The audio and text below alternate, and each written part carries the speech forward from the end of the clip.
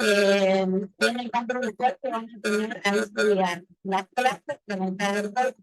Uno de vamos a sacar las clases traídas de videos que nosotros usamos videos de las clases, pero si no hay videos de entendimiento en la cadena mundial, van a tener también tienen subida las clases y el material de lectura. Básicamente tienen WhatsApp porque tienen alguna duda y me pueden preguntar ahí.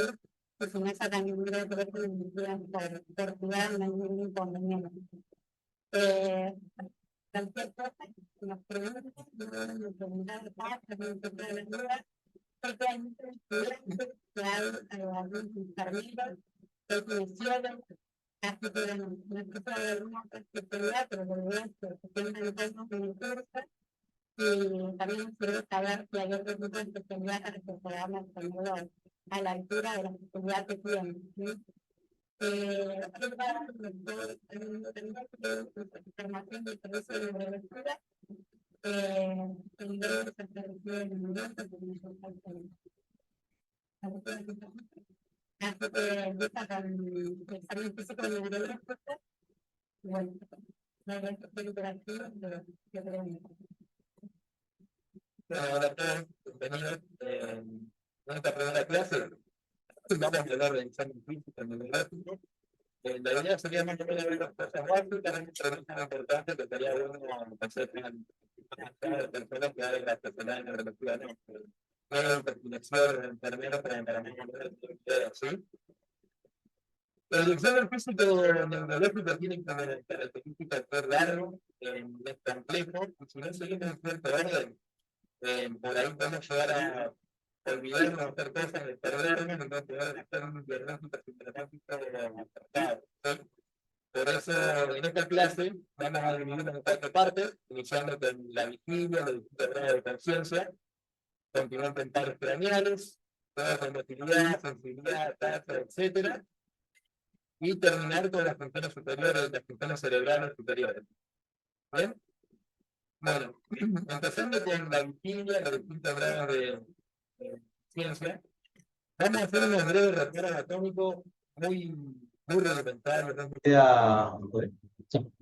es ni idea, digamos, de detenernos mucho en esto, pero vamos a marcar acá que a nivel de la protuberancia hay un conjunto de núcleos que se llama la formación reticular activadora ascendente, que se va a encargar de la indemnidad de la vigilia. La vigilia que también podemos, se va a encargar de los niveles de la conciencia o de los grados cuantitativos de la conciencia, ¿sí? ¿Cómo vamos a poder dividirlo o encontrarlos gradualmente? Un paciente que no está lúcido, que no está vigil, puede estar somnoliento. ¿Qué sería esto? Es el paciente que está despierto pero desorientado, que no nos responde a las preguntas de manera correcta. Un paso menor o un paso más grave, digamos, es la obnubilación, que ya acá tenemos una alteración de la vigilia, el paciente está dormido, pero con estímulos leves lo podemos despertar, generalmente con estímulos verbales. Luego está el estupor, que también acá el paciente va a estar dormido, pero para estimularlo, para despertarlo, por ahí vamos a necesitar unos impulsos más intensos, generalmente dolorosos. Y después, bueno, vamos a tener el paciente que no puede ser despertado bajo ningún estímulo, que es el paciente en coma. ¿Sí? Estos son los grados, como les dije recién, de los niveles, de los grados cuantitativos de la conciencia. Pero por otro lado también tenemos los grados cualitativos de la conciencia. ¿Qué va a hacer esto? Por decirlo de una manera bastante burda, es va a ser, digamos, el grado de orientación que tiene el paciente. ¿Esto cómo lo vamos a evaluar? Con el diálogo, con la anamnesis. Vamos a hablar con el paciente, que él te vaya contando en sus datos filiatorios, su nombre, en antecedentes personales, por qué consulta, y ahí nosotros vamos a ir evaluando el grado de orientación. Por ahí podemos hacer algunas preguntas un poco más dirigidas, y si nos llama un poco la atención cómo es su discurso. Preguntarle el nombre, preguntarle en qué año estamos, en qué mes, en qué lugar nos encontramos. Ahí vamos a ver si el paciente está orientado en persona, orientado temporal-espacial, que también se le puede decir autopsíquica o alopsíquicamente. ¿Sí? Y como para más o menos resumir y completar esta sección, desde hace varios años, seguramente todos, bueno, los que son médicos lo habrán utilizado y los que están en la fácula la habrán escuchado nombrar a la escala de coma de Glasgow, que esto inicialmente se utilizaba para los TEC graves, para los traumas encefálicos, pero posteriormente se terminó utilizando para todo, digamos, las alteraciones de la conciencia. Y acá van a ser tres pilares lo que vamos a evaluar: la respuesta motora, la respuesta ocular y la respuesta verbal. ¿Sí? Bueno, en esta acá no me aparece. Es una puntuación que va a ir de 3 a 15, donde algunos hitos importantes a mencionar van a ser: un paciente que está 15 en 15 es el paciente normal, como estamos nosotros ahora, despiertos, vigiles. El paciente que está 8 en 15 ya es una indicación de intubación endotraqueal, hay una gravedad importante. Y por último, el paciente que tiene 3 de 15, que es la peor puntuación, es un paciente en coma con un pronóstico ominoso. ¿Bien? Una vez que evaluamos la conciencia, podemos pasar a los pares craneales. Los pares craneales hay muchas formas de clasificarlos, de abordarlos, de estudiarlos. Algunos, por ejemplo, los clasifican según su función, ya sea motor, sensitivo, mixto. Para mí, una forma bastante útil y bastante práctica es clasificarlos según su ubicación, sobre todo según su localización a nivel del tronco encefálico. Como por ejemplo, que sabemos que en el mesencéfalo está el tercer par, a nivel de protuberancia del cuarto al octavo par. El octavo en realidad está en la unión bulboprotuberancial. Y a nivel del bulbo raquídeo, del 9 al 12, que son los llamados pares bajos. Bueno, las únicas excepciones acá que no mencioné son el primer y segundo par. El primero sale a nivel de la lámina escribosa del bulbo olfatorio, y el nervio óptico que sale a nivel del globo ocular, con el origen aparente va a ser el quiasma óptico, ¿sí? Pero ¿por qué utilizamos nosotros, o particularmente ahora para esta clase, ¿no? Esta clasificación? Ustedes imagínense que para ciertas lesiones, para ciertas características del paciente, nos pueden ser muy localizadoras. Si hay un paciente que tiene una debilidad en brazo izquierdo, pierna izquierda, pero tiene la alteración de un tercer par derecho, yo voy a buscar la lesión a nivel del mesencéfalo, donde pasan las vías piramidales, o sea, las neuronas motoras, a nivel del mesencéfalo. ¿Sí? ¿Por qué? Porque tiene esta lesión del tercer par. Sin embargo, este mismo paciente, con la debilidad en brazo y pierna izquierda, pero en vez de tener un tercer par, tiene un sexto par, yo en vez de mesencéfalo voy a buscarlo a la protuberancia. ¿Sí? Son como datos pequeños que nos pueden ayudar bastante a localizar. Bien, vamos a arrancar con el estudio del nervio olfatorio, nervio sensorial. Básicamente lo que hacemos acá es bastante sencillo. Le pedimos al paciente que cierre los ojos, vamos a administrarle algunas sustancias en algunos aromas, ya sea vainilla, café, alcohol, lo que fuere. Vamos a tapar una de las fosas nasales, vamos a pedirle que, bueno, que siente, y vamos a hacerle tres preguntas importantes: si huele o no, o sea, si siente el estímulo o no, si es desagradable y si puede identificar el mismo. ¿Bien? ¿Cuáles son las alteraciones que pueden aparecer, digamos, en este nervio? La anosmia, que sería la ausencia del estímulo; la hiposmia, que sería el estímulo disminuido; la parosmia, que sería un estímulo diferente al administrado; y la cacosmia, que va a ser, digamos, un estímulo desagradable. ¿Sí? Es poco sensible, poco específico, digamos, las alteraciones de este nervio, porque, por ejemplo, en la gripe, en los resfríos, en las rinitis, puede llegar a estar alterado. Si usted me pregunta alguna patología neurológica que podamos encontrar acá, a veces se habla de la esclerosis múltiple, de las formas precoces del Parkinson, pero nadie va a diagnosticar una esclerosis múltiple con anosmia. O sea, eh, es un nervio craneal que por ahí no se le da tanta importancia. Luego pasamos al segundo par, al nervio óptico, que acá son 4 tópicos, 4 pilares los que vamos a evaluar. Podemos iniciar con la agudeza visual. Para esto vamos a utilizar las cartillas de Snellen, que en condiciones ideales deberían ubicarse a 6 metros de distancia del paciente, pero Hay un montón de tipos de tablas, que algunas abajo te dicen cuál es la distancia que debería utilizarse. El paciente debe ocluirse uno de los ojos, como empezar con el derecho, empezar a nombrar todas las letras de arriba a abajo que pueda ver hasta terminar, ¿sí? En la tablita que vemos del otro lado va a ser la tabla de Snellen para personas analfabetas que no sepan leer y escribir. Lo que le vamos a pedir es que nos digan, las pastillas están para arriba, para abajo, derecha e izquierda, ¿sí?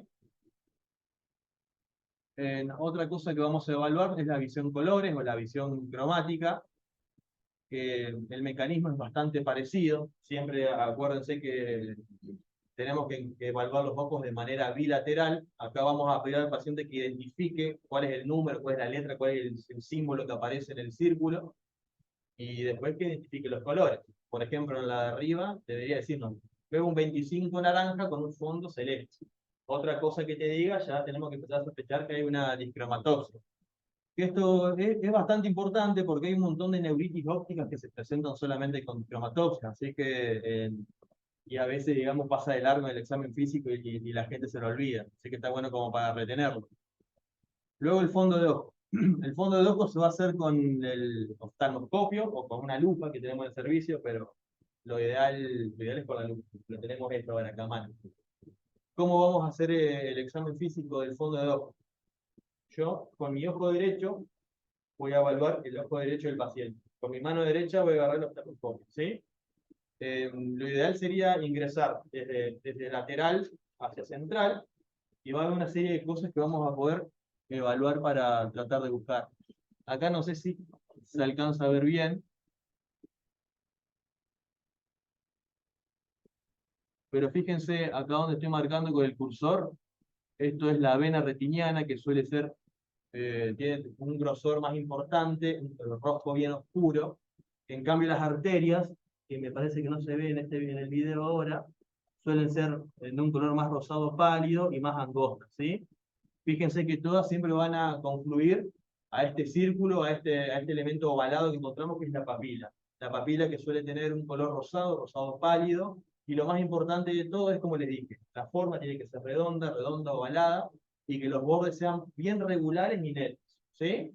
Fíjense que un poquito más lateral se puede ver lo que es la mácula, que en su porción central va a encontrar, va a estar la fobia, que es el asiento de la visión central.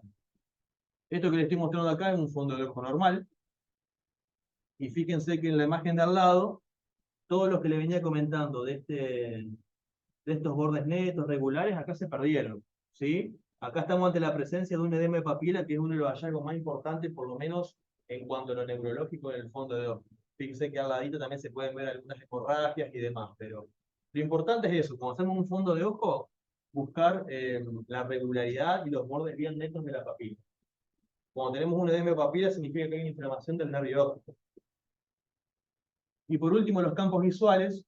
Los campos visuales los vamos a hacer enfrentados. Acá mi compañero modelo me ayuda, pasa adelante para hacerlo.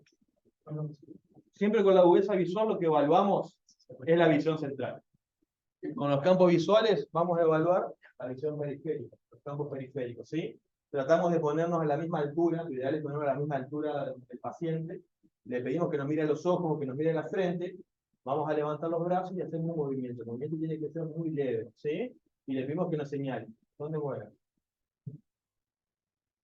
Fíjense que primero hacemos los estímulos por separado y luego en conjunto. Empezamos con el hemicampo superior y luego pasamos al hemicampo inferior. Me muevo. Perfecto. En caso de encontrar alguna patología, lo que hacemos ahí es hacerlo ojo por ojo. Le podemos decir al paciente que se tapate el ojo derecho, yo cierro el mío, y de vuelta, siempre buscándolo en los campos. Señalá, señalá, señalá. Perfecto. ¿Cuáles son las alteraciones que se pueden encontrar en esto?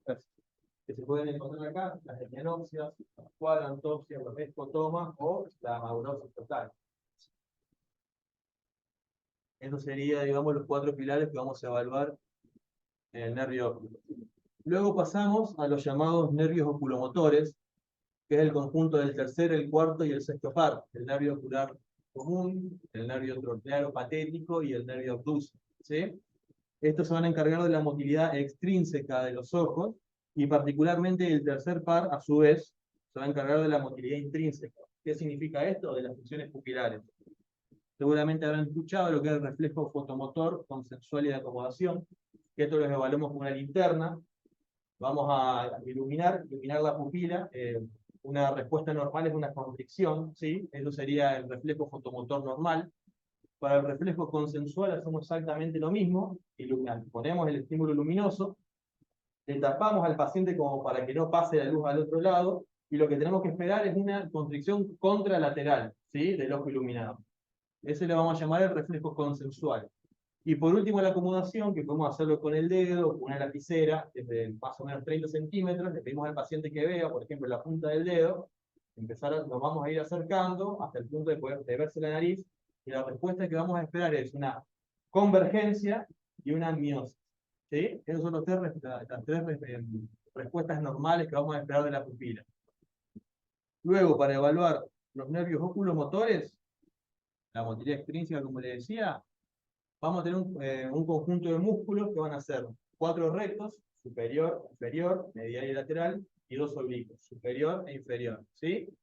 Acá en este esquemita se puede ver más o menos las funciones, pero dicho a grosso modo, el nervio ocular común, el tercer par, va a llevar el ojo hacia arriba, hacia abajo, rotación externa y hacia adentro. El cuarto par va a llevar el ojo hacia adentro y hacia abajo, es lo que utilizamos para leer o para bajar las escaleras, ¿sí? Y el sexto par, como se llama el abducen, va a servir para abducir, para llevar hacia afuera el ojo. ¿Sí?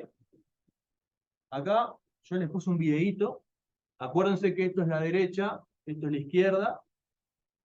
Fíjense qué es lo que pasa. Ve a la derecha, está todo bien. ¿Y qué pasó ahí? ¿Qué pasó con el ojo izquierdo? Fíjense que está congelado, no se fue para afuera.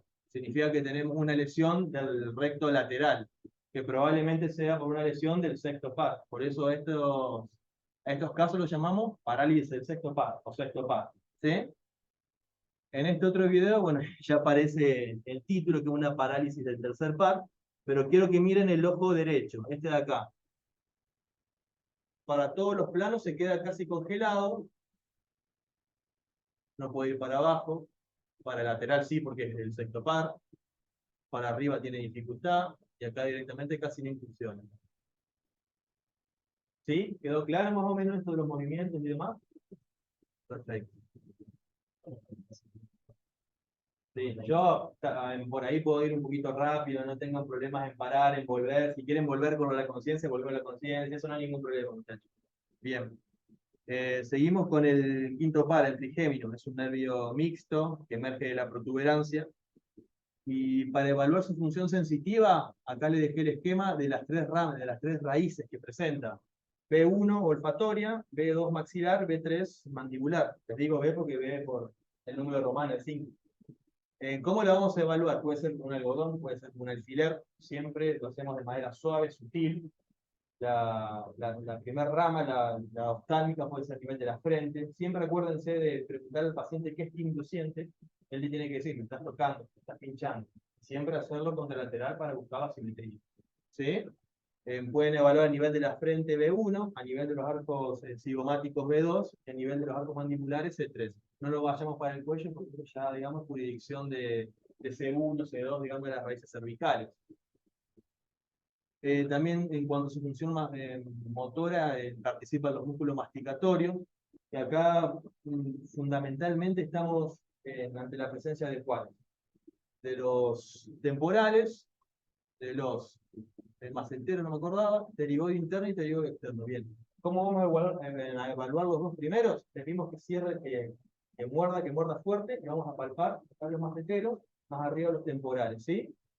¿Cómo evaluamos el pterigoide interno? Viéndole que haga movimientos de masticación. Ahí vamos a ver su funcionamiento. Y por último, el pterigoide externo, movimientos de lateralización de la mandíbula.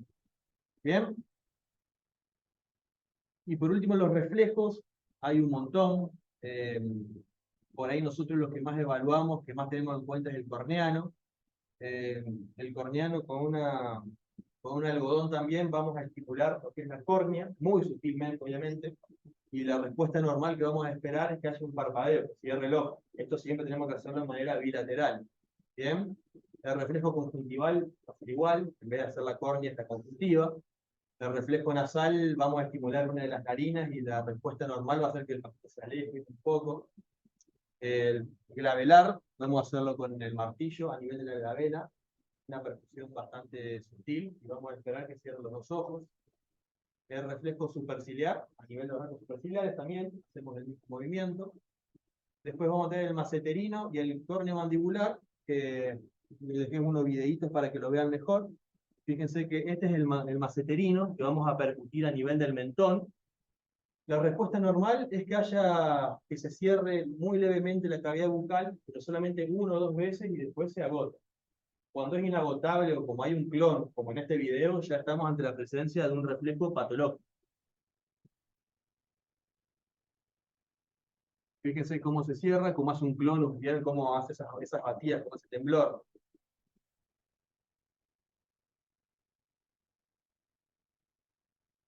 Ahí estamos ante la presencia de un reflejo maceterino inagotable. Y este que se ve acá es el córneo mandibular, que es un reflejo que directamente al estar presente es patológico.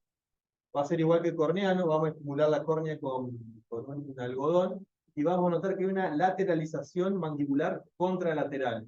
Fíjense que en este video está bastante sutil, pero se ve. ¿Cómo se va para aquí al lado? Para la izquierda del paciente.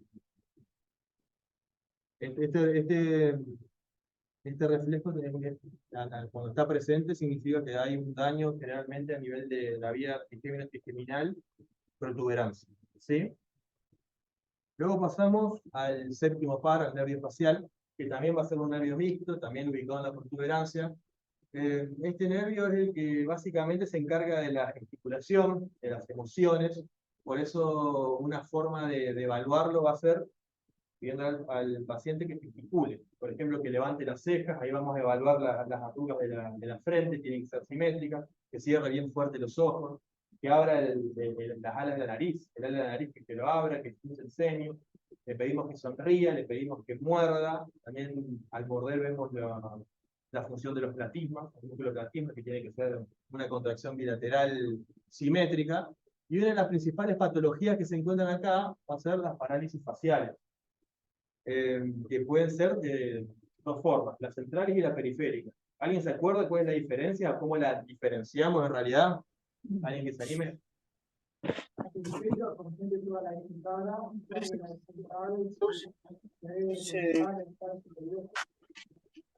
Excelente. Fíjense que en este video, en esta foto acá, vemos un paciente que le pedimos que cierre los ojos, y el ojo derecho, las arrugas oculares no se ven tan marcadas como el contralateral. Ahí tenemos francamente una debilidad facial de la hemicara superior. Esto de acá abajo es muy importante. Fíjense cómo del lado derecho, cuando le pedimos que sonríe, el surco nasogeniano no se marca tan profundo como el contralateral. Muchas veces, en muchas parálisis faciales, es el único signo que encontramos. A veces es muy sutil, pero nos marca la diferencia. Eso significa que tiene algún grado de paresia, ¿sí? Por ejemplo, si vemos la foto de esta chica, no sé si alcanzan a ver bien. ¿Qué piensan a priori que tiene? ¿Una parálisis facial central o periférica? Claro, pero tiene el borramiento del surco, está perfecto. Nosotros lo que buscaríamos también es ver un poco la función de la hemicara, para ver si hay alguna patología. ¿Cómo podríamos evaluarlo, como dijimos recién? Le pedimos que cierre los ojos, le pedimos que levante las cejas. Bueno, le pedimos y queda así.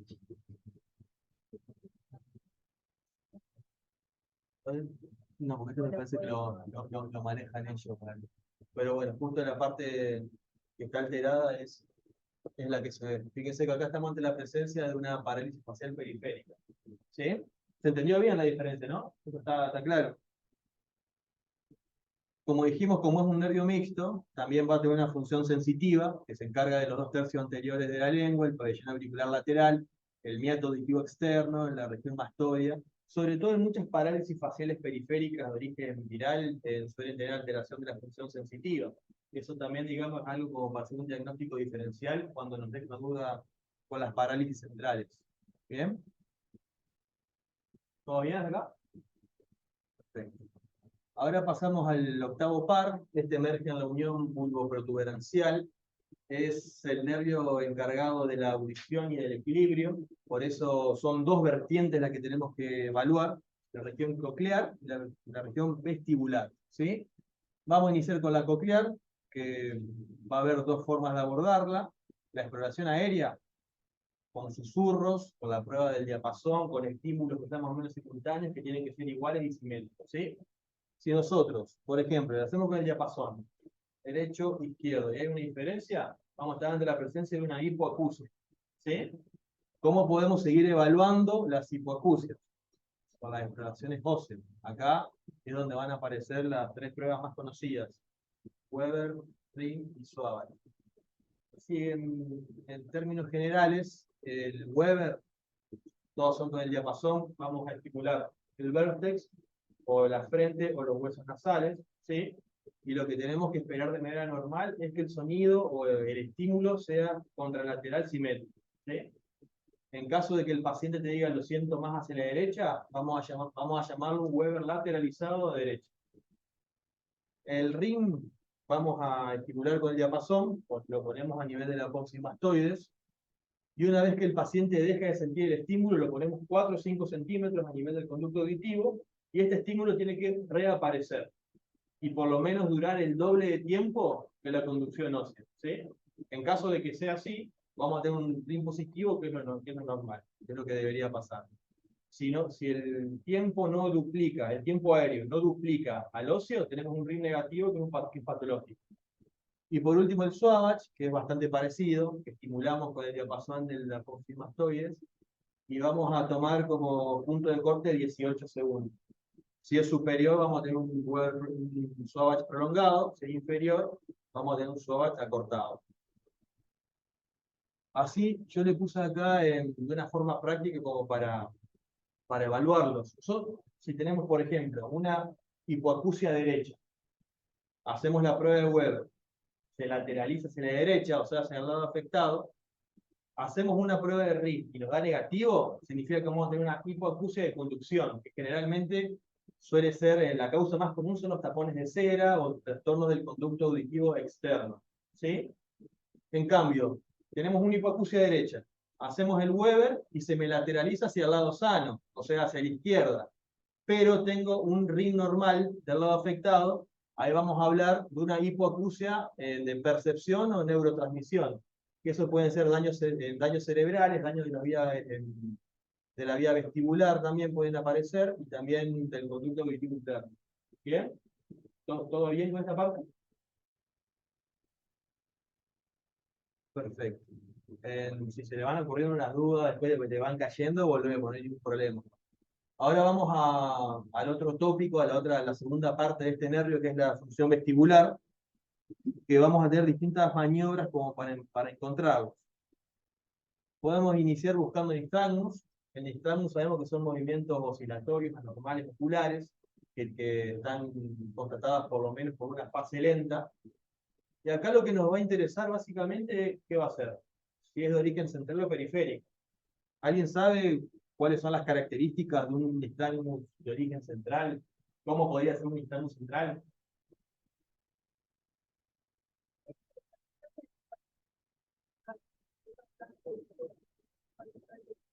Claro, si encontramos un nistagmus que cambia de características, cambia de dirección, un nistagmus que sea vertical hacia arriba, hacia abajo, hay un par de opciones.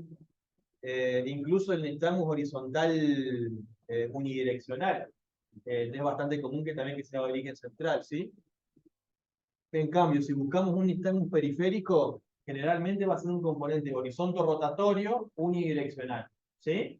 Eso por ahí son cositas como para tener en cuenta y saber diferenciar. Fíjense en este video, ¿qué les parece? Acuérdense que esto es la derecha y esto es la izquierda. Acá ya tenemos un nistagmus espontáneo que va batiendo hacia la derecha. Acuérdense que la fase rápida le da el nombre al nistagmus horizontal. sigue batiendo hacia la derecha, y ahora que mira a la derecha, bate con mayor energía. Esto es un istmo unidireccional horizontal en una paciente que tiene una neuritis vestibular, una patología periférica benigna. ¿Sí? En cambio acá, te lo voy a decir yo porque tal vez no se note tanto, esta paciente mira hacia la izquierda y bate a izquierda, ahora mira hacia la derecha y bate a derecha. ¿Alguien sabe cómo se llama eso? Estamos de mirada, eso también es un signo cardinal de que estamos ante un daño central. ¿Sí? Ahí ya se termina el examen físico, estamos ante un daño central. Otra cosa que podemos evaluar es la desviación oblicua. Lo que vamos a buscar acá es el eje de los globos oculares, asesorarnos de que no se pierda el paralelismo entre los mismos. Muchas veces se puede evaluar a simple vista, la simple inspección se nota, o si no, hay algunas pruebas cuando es un poco más sutil, como vamos a ver ahora. Fíjense en este paciente, ya en la simple inspección se puede ver que tiene el ojo derecho más abajo o hipotrópico, y el izquierdo más arriba o hipertrópico. Hay una prueba que se llama el cover test, que la vamos a ver acá, que lo va a poner más el manifiesto. ¿Qué es lo que vamos a buscar acá? Que haya un cambio de posición en el plano vertical. Si hay un, digamos, un movimiento en el plano vertical, ya se toma como positivo, que estamos ante una prueba patológica.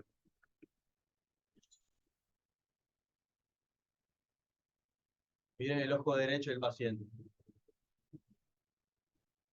Se nota clarito el plano vertical cómo se va modificando. Este paciente tiene un ACV isquémico de origen central que afectaba las vías vestibulares. ¿Sí?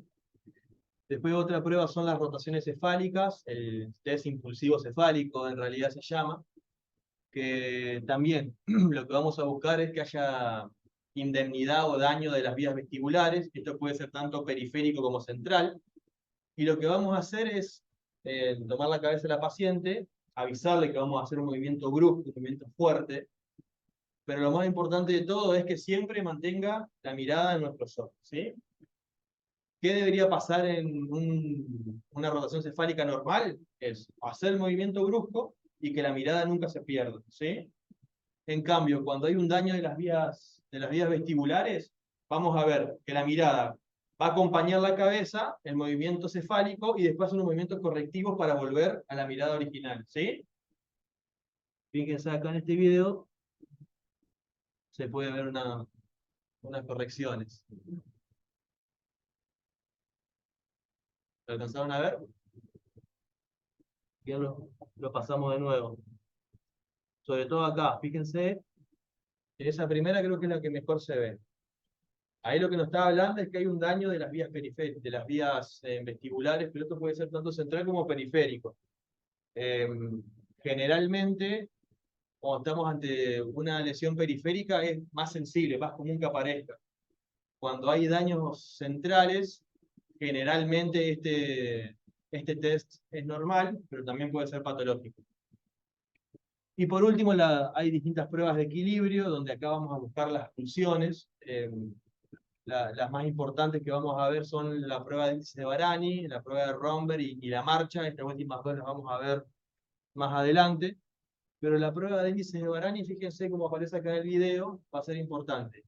Que el paciente extienda los brazos, los índices queden enfrentados al examinador, y una vez que cierra los ojos, o sea que le sacamos el estímulo visual, en condiciones normales debería quedarse igual. Pero cuando hay, digamos, algún daño vestibular, vamos a ver una lateralización, que le vamos a llamar una pulsión, en este caso, hacia derecha, si mal no recuerdo. Ahora le decimos que cierre los ojos y fíjense cómo se va lateralizando. ¿Sí? Esto llamamos un Barani positivo lateralizado. Bien. Eso sería más o menos todo del octavo par. Ahora pasamos al glosofaringio, par 9, también es un par mixto, y es el primero lo que llamamos pares bajos, todos emergentes del bulbo raquídeo. En cuanto a la sensibilidad, bueno, como habíamos dicho, los 2/3 anteriores son patrimonio del séptimo par, el tercio inferior, posterior, perdón, de la lengua va a ser de este nervio, también las amígdalas y faringes, que esto se puede hacer con alguna sustancia o con algún algodón, pero no se le suele dar mayor relevancia. Sí es más importante la parte motora. ¿Por qué? Porque en conjunto con el décimo par, con el nervio vago, va a estar encargado de la elevación del velo del paladar y de la constricción superior de la faringe, que es la pared posterior de la faringe, que es lo último que vemos cuando el paciente abre la boca, ¿sí? Eso cuando veamos ahora el nervio vago lo vamos a ver bien a las pruebas. Y por último también va a estar el encargado del gusto, que estas son las distintas patologías que pueden aparecer, como la geusia, que va a ser el no reconocimiento del gusto, la parageusia, que va a ser un estímulo distinto al que se le ofrece, y la hipogeusia, que va a ser un estímulo disminuido.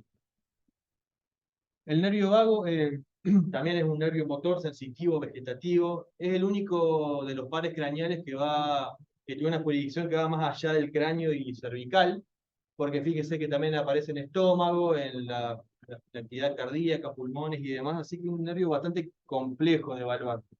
Pero nosotros básicamente lo que evaluamos es lo siguiente: el examen del velo del paladar, lo que hacemos es pedir al paciente que abra la boca, que diga A, que lo mantenga, y en condiciones normales debería producirse un ascenso de los dos velos del paladar. Fíjense que cuando hay una debilidad de un hemivelo, perdón, como se va acá, se llama el signo de la cortina, vemos el velo caído y la úvula que va como a tender a irse para el lado sano. Ingerir agua, le podemos pedir al paciente que le damos un vaso de agua, que tome con la cabeza inclinada, podemos pedirle que trague para evitar que haya tos, que haya este, que pierda por la nariz, porque eso por ahí puede llegar a hablar de daño a nivel de los músculos faríngeos, de los músculos laringios. Los constrictores de la faringe, acá vamos a pedir al paciente que haga movimientos como que está tragando, y lo que vamos a ver es el movimiento del cartílago-cricoides, de la nuez de Adán, que en condiciones normales debería ascender y descender. Por ahí cuando hay algunas patologías, algunas alteraciones, suele irse hacia los costados, que ahí estamos hablando de alguna alteración.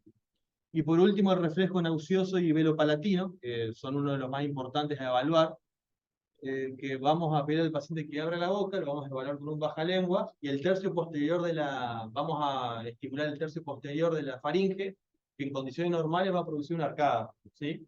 En caso de que esto no aparezca, podríamos decir que es un reflejo hiposensible o que está ausente, y la importancia de esto es que un paciente internado, un paciente que está con estas alteraciones, tiene contraindicada la vía aérea. Debería tener una alimentación parenteral. Y el reflejo velo-palatino, lo que vamos a estimular es el tercio posterior del paladar blando, que también lo que va a producir es como una reacción de alejamiento, ¿sí? Esos son todos estímulos normales que deberían estar presentes. Y por último, la exploración laringia, a la hora de escucharlo hablar, vamos a evaluar si tiene voz bitonal, si tiene hipotonía, que eso nos va a hablar de debilidad de los músculos laringios, perdón. Bueno, el par 11, que va a ser el nervio espiral accesorio, es un nervio motor puro, que va a evaluar fundamentalmente dos músculos. Este primero, que es el esternocleidomastoideo. Vamos a pedir al paciente que lateralice la cabeza hacia el lado contralateral del músculo que queremos evaluar, lo vamos a palpar, vamos a pedirle que haga fuerza y nosotros vamos a hacer resistencia, ¿sí? Ahí es donde vamos a ver la fuerza del mismo. Y por último, el trapecio, donde vamos a pedirle que eleve el hombro, nosotros vamos a hacer también fuerza en contrarresistencia, y ahí vamos a evaluar la motilidad del mismo. Siempre hacerlo contralateral a ambos músculos.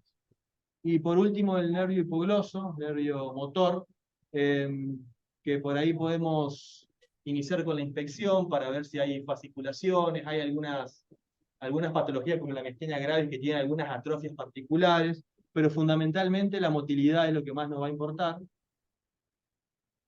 donde vamos a pedirle, bueno, vamos a pedir al paciente que saque la lengua, que la lateralice de derecha, izquierda, arriba, abajo, o también que que empuje su cachete de un lado y nosotros vamos a hacer resistencia, ¿sí?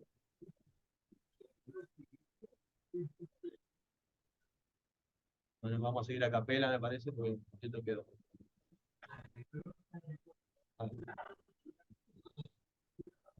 Ahí fíjense que hay una debilidad de los músculos de la lengua que suelen siempre llevarlos hacia el lado sano, ¿sí? Bueno, ahí más o menos terminamos los pares craneales. No sé si a alguno le surgió una duda a medida que fuimos hablando, en algo que le haya quedado picando, medio raro. Me quedé con la duda de si las aplicaciones no se dependen solo del trigémino o del trigémino libre. No, mirá, la masticación es del trigémino. ¿Sí? Porque fíjate que sobre todo los músculos maceteros son los que, y los pterigodios internos y externos son los que más participan en eso. ¿Sí? ¿Algún otro? Nada, está bien. No, no te escucho, perdón. Ajá. Ah, bien, perfecto. Lo que pregunta es hasta dónde evaluamos el dictán. Es una pregunta bastante importante esa, porque por ahí cuando hacemos a mirada extrema puede aparecer un dictán fisiológico, que eso es normal y a veces nos puede llegar a confundir. Lo que está descrito en todos lados es que habría que hacer por lo menos un ángulo de 30 grados, ¿sí? Más o menos, me están evaluando a mí, era más o menos por acá o por acá, ¿sí? Ahí es donde debería ya aparecer las batidas. ¿Bien? ¿Alguna? Bueno, vamos a continuar con la motilidad. Acá vamos a tener la fuerza, el tono, el tropismo y los reflejos.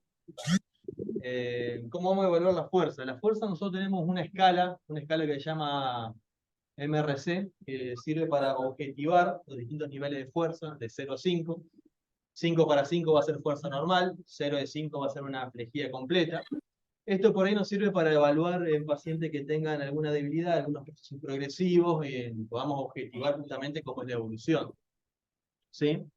El tono vamos a poder evaluarlo viendo los movimientos activos del paciente, las flexiones, las extensiones, también haciendo movimientos pasivos nosotros, flexionando, extendiendo las distintas articulaciones. Y por ahí una forma muy práctica es hacer movimientos comparativos, por ejemplo, de ambos brazos o ambas piernas, donde vamos a ver que, por ejemplo, un miembro que esté hipotónico se va a mover con mucha más facilidad, va a bailar mucho más, digamos, que el contralateral, ¿sí? Eso por ahí es bastante importante en algunas patologías como las isquemias o las hemorragias agudas que nos van a dar una hipotonía inicial. Por ahí algunos pacientes que tienen algunas enfermedades neuromusculares o que están postrados de larga data, es importante ver el trofismo. Es muy común que haya atrofia, que veamos mediante la inspección el músculo que esté muy adelgazado, que haya una comparación de derecha e izquierda que sea muy notoria, un miembro mucho más adelgazado que el otro, ¿sí? Eso es bastante importante para ver, sobre todo para patologías crónicas y demás. Y por último, los reflejos profundos, que es un tema bastante interesante, hay muchas patologías al respecto, pero más adelante ustedes van a tener una clase de síndromes piramidales, así que ahí lo van a ver a la perfección.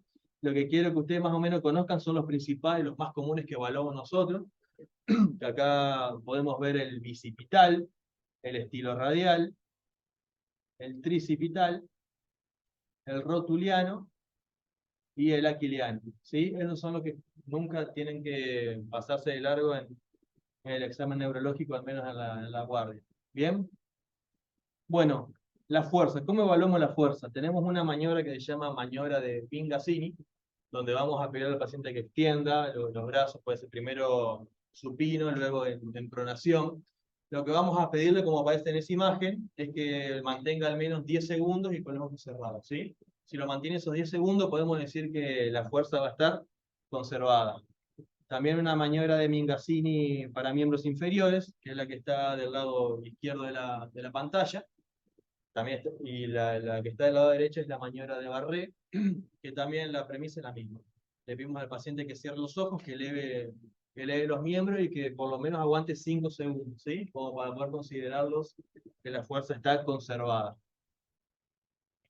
Una vez que pasamos la motilidad, podemos evaluar las taxias. Las taxias van a ser los movimientos coordinados como para realizar una actividad.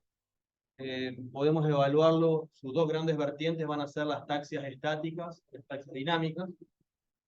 Las estáticas vamos a evaluarla con la prueba de Romberg, ya seguramente la mayoría la habrá escuchado alguna vez. Vamos a pedir al paciente que se pare derecho, los pies bien juntos, que mire hacia adelante, y vamos a pedirle que cierre los ojos. Le vamos a inhibir la vía visual, ¿sí? Como para dejar, digamos, en evidencia si hay algún problema proceceptivo. ¿Qué es lo que puede pasar? El paciente se vaya para los costados, ahí vamos a llamar una lateropulsión, que se vaya hacia adelante, que es una anteropulsión, o hacia atrás, que es una retropulsión, como se puede ver bien ahí en las dos imágenes. En esta de acá también podemos ver El primero sería un romper normal y el otro un romper ya patológico. Y luego están las taxias dinámicas, que hay 3 pruebas para evaluar. La primera para miembros superiores es la prueba índice nariz, donde le pedimos al paciente que toque su nariz, luego que toque el índice del examinador. Esto tiene que ser lo más rápido y lo más preciso posible. Acá fíjense que le dejé un videíto con un paciente que tiene daño cerebeloso, y fíjense que sobre todo al final es cuando más descompone. Acá podemos decir que el paciente tiene ataxia de miembros superiores. Luego evaluamos los miembros inferiores también. El paciente acostado le pedimos que con su talón toque la rodilla, descienda por todo, por todo, digamos, el recorrido del miembro contralateral y vuelva a la posición original. ¿Sí? Esta prueba es del mismo paciente anterior, que también se ve que le costaba bastante poder coordinar los movimientos. Así que también tiene una ataxia de miembros superiores y miembros inferiores.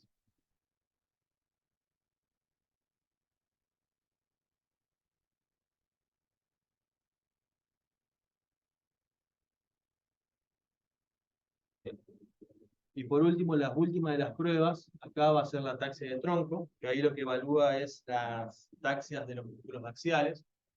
Vamos a pedir al paciente acostado que cruce los brazos y que trate de sentarse como hacer un abdominal. Acá, bueno, múltiples cosas pueden pasar. Que el paciente se siente, ahí vamos a decir que las taxias están normales. Si no se puede sentar, puede ser por 2 causas: por falta de fuerza abdominal o porque tengo una ataxia de tronco. Hay una maniobra muy sencilla como para poder diferenciar cuál es cuál. Fíjense acá en este video, el paciente en un comienzo trata de sentarse y no puede. No sabemos si es por debilidad o por una ataxia. Así que lo que hacemos es ponerle una referencia, apenas una referencia, y ahí se puede sentar. ¿Eso qué significa? Que tiene una ataxia de tronco. Le pusimos la referencia y pudo realizar el movimiento. ¿Qué hubiese pasado si no? Si nosotros le ponemos la referencia y a pesar de eso tampoco se puede sentar, es porque es falta de fuerza abdominal. ¿Sí? Acá fíjense que en este video pasa exactamente lo mismo. De hecho se ve más clarito. Estos son todos videos autóctonos. Ahí le ponemos la referencia y se sienta perfecto. ¿Sí? ¿Quedó claro? No, la concha me lo perdí. ¿Qué sonó ahí? No, por Zoom. A ver, Darío que nos avise si alguien nos quiere preguntar algo. Tengo a Flor, ¿me escuchás? Sí, ahí te escucho. Florencia quiere preguntar, me parece, no sé si... Dale. Florencia, pero no sé el apellido, así que no sé, porque dice IP, iPhone de Florencia. Ah, bueno, se ve que estaba activado sin querer, así que... ¿Eh? Sí. Bueno, no tiene preguntas, Florencia. Seguimos por la sensibilidad. La sensibilidad también vamos a tener 2 modalidades, la superficial y la profunda. Iniciando por la superficial, vamos a evaluar la táctil, la térmica y la algésica. ¿Sí? Como aparece acá en estos esquemitas. ¿Cómo vamos a hacer? ¿Cómo lo vamos a evaluar? Bueno, puede ser con un algodón, puede ser con un hisopo, la térmica puede ser con unos frasquitos con agua caliente, agua fría, y la algésica con una aguja. Siempre, como hablábamos de la sensibilidad en los pares craneales y demás, arrancamos de arriba abajo, preguntaban al paciente que nos identifique cuál es el estímulo, toca, pincha, quema, está frío, y preguntarle si es simétrico. Es igual, es más a la derecha, es más a la izquierda, ¿sí? Siempre de arriba abajo y simétrico. Eso va a ser fundamental para todas las modalidades de las sensibilidades. Y en cuanto a la sensibilidad profunda, bueno, acá me lo va a tapar, estamos en la vibratoria y la propioceptiva, ¿sí? Acá fíjense cómo se ve en esta foto, podemos evaluar la propiocepción tomando un dedo del paciente, obviamente siempre con los ojos cerrados, preguntarle qué es lo que siente. En condiciones normales te tiene que decir, me estás tocando el segundo dedo del pie izquierdo, ¿sí? En el sentido de la presión se llama varestesia, el sentido de la ubicación del segmento corporal con respecto al espacio es la batiestesia. Y por último, la sensibilidad vibratoria, que vamos a hacer exactamente igual que las otras, que en vez de con un algodón, en vez de con un alfiler, con el diapasón. ¿Sí? Y por último, como para terminar, siempre es importante hacer una evaluación al menos de las principales funciones superiores, como el lenguaje, las praxias, las gnosia.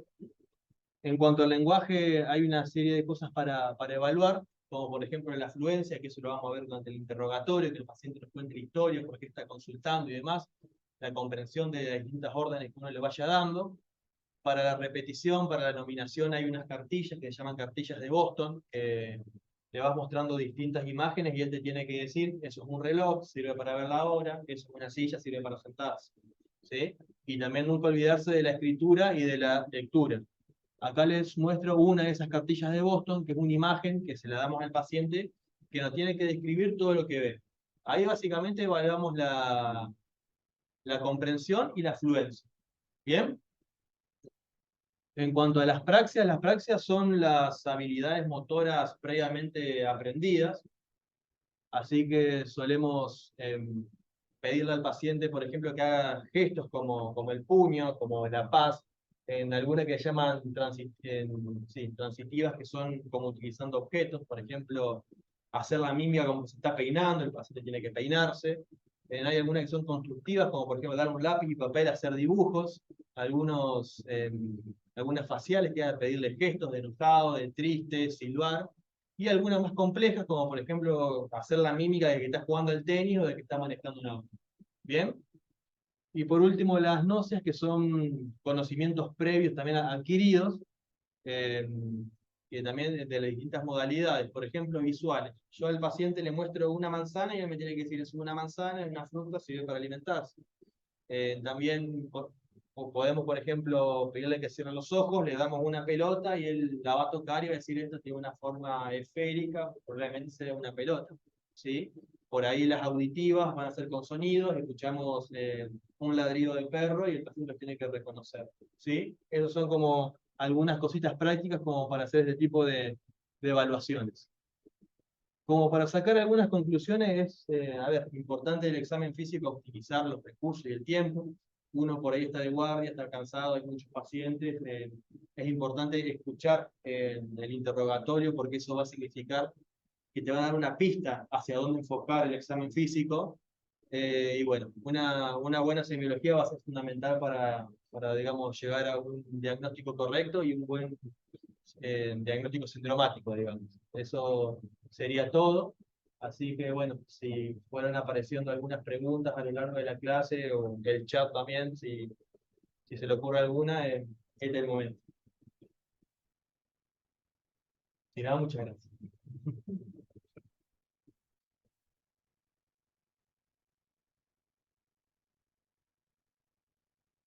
¿Ah? Algo que le haya quedado, por ejemplo, sí, del examen físico, de algunas partes que hayamos ido medio rápido, que no hayan entendido, que hayan leído otra cosa. Acá, Lucas, diferencia entre central y periférica. No sé si estás hablando de las parálisis faciales o de qué, Lucas. No sé cómo. A ver si puedo ver el. Psicoanálisis. Sí, parálisis.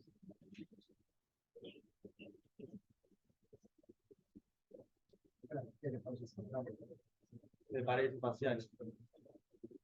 Bueno, la diferencia entre la parálisis facial central y de la periférica es que la parálisis periférica va a tener el compromiso tanto de la hemicara superior y de la hemicara inferior. En cambio, la parálisis facial central, solamente la hemicara inferior es la que va a estar afectada. ¿Sí? ¿Cómo? Sí, por ahí, bueno, cuando entramos, digamos, a las etiologías van a variar bastante. Las causas periféricas generalmente son virales, son causas benignas, muchas veces son idiopáticas. Pueden ser de causas centrales, de daños protuberanciales, sí, pero no son las causas más comunes. En cambio, las parálisis faciales centrales, muy comúnmente son por enfermedades isquémicas, hemorrágicas, daños corticales y demás. No sé, Lucas, si te quedó clara la diferencia. ¿Y por qué? Bueno, ¿Cómo? no se olvide por qué no la parálisis periférica siempre el daño contralateral por sistemas internos. O sea, la que le gusta un motor sensible contralateral. Sí, sí. No, ¿por qué un daño central te afecta solo la mitad inferior de la cara? Bueno, esa es una muy buena pregunta. Eso es una muy buena pregunta. ¿Por qué cuando tenemos una pared central tenemos solamente la hemicara inferior? En cambio, la periférica tenemos las dos hemicaras. Ustedes pónganse a pensar que los núcleos faciales tienen una... Vamos a dividir cómo está la inervación. El núcleo inferior, que inerva al hemicara inferior, tiene solamente una inervación contralateral. Es una inervación única. O sea, yo tengo una lesión en esa inervación, chao, no tengo nada que me pueda contrarrestar.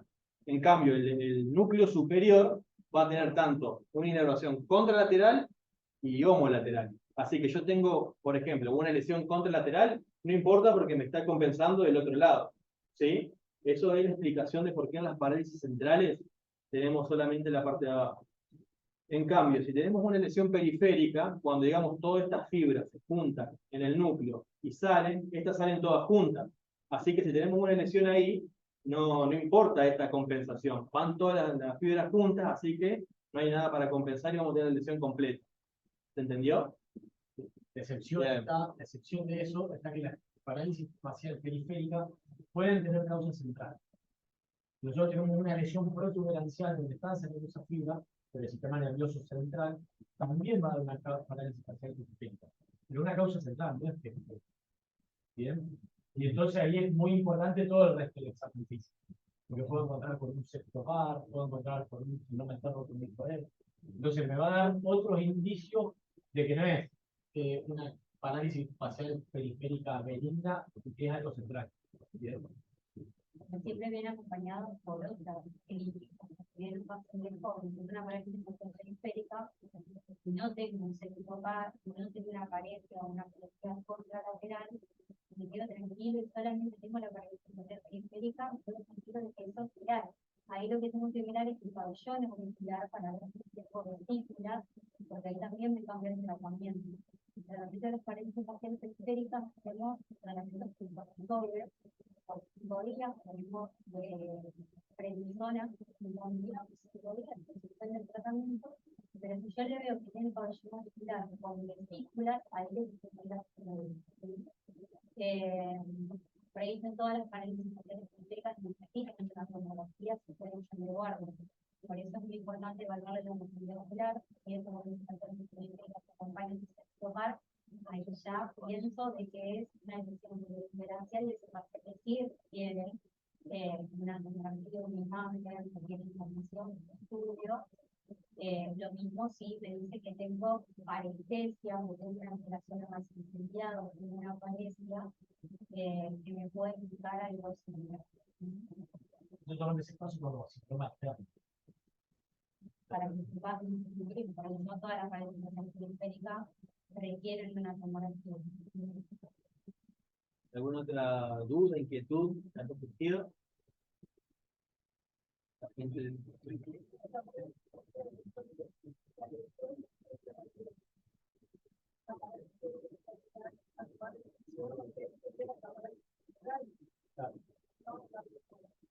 Claro. Sería una... Cuando es central, por el mismo lado. Pero ya es periférica. Nosotros tenemos una parálisis periférica de causa central. ¿Dónde va a estar la lesión? ¿Ahí en el sepulcro? ¿Cómo? No, periférica. Una parálisis facial periférica. Si la lesión está en la corteza, como la inervación del núcleo facial es bilateral, nosotros afectamos solamente la corteza, el área de arriba va a estar conservada, va a dar una parálisis central en la corteza. Nosotros tenemos, ¿cómo? Si nosotros tenemos una parálisis facial periférica de causa central, ¿alguien sabe dónde puede estar la lesión? En la protuberancia, el núcleo. Bien, las vías motoras piramidales, ¿dónde se usan? El bulbo. Entonces yo daño la protuberancia, que pasan las vías piramidales y me da la parálisis facial periférica de causa central. ¿Dónde va a estar la debilidad? ¿Del mismo lado o del otro lado? del otro lado, porque es previo a la defusación de las vías piramidales. Entonces, como yo lesiono previo, me va a debilitar el otro lado. Entonces voy a conocer lo que se conoce como síndrome alterno. Voy a tener una parálisis facial periférica de causa central y el síndrome alterno me da la debilidad contra la derecha. Sí, siempre acuérdense que el par craneal es lo que te marca al lado. Viste como una de las primeras diapositivas que vimos, la clasificación de los pares craneales. Que hablábamos de mesencéfalo, está el tercer par, en protuberancia de 4 al 8 y de 9 al 12 en bulbo. Acuérdense de eso, que es más o menos el ejemplo que habíamos dicho. Para que quede claro, esto hablamos de la parálisis facial periférica. Ahora, si la parálisis facial es central, o sea que tenemos la desviación de la postura de la. Como la lesión va a ser arriba, supra, o sea, en la corteza, esa vía se va a difusar también al mismo tiempo. Entonces, esa sí va a ser homolateral. Una parálisis facial central, pero voy a tener la debilidad en el mismo lado. Viste que siempre aparece el espacio grande y plural, y del mismo lado, en ese caso. ¿Algo más? Bueno, ya saben, cualquier cosa, cualquier duda que vaya surgiendo, está el chat, está el Instagram del servicio que también pueden escribir, pueden unirse. Y mira, con eso cerraríamos la clase.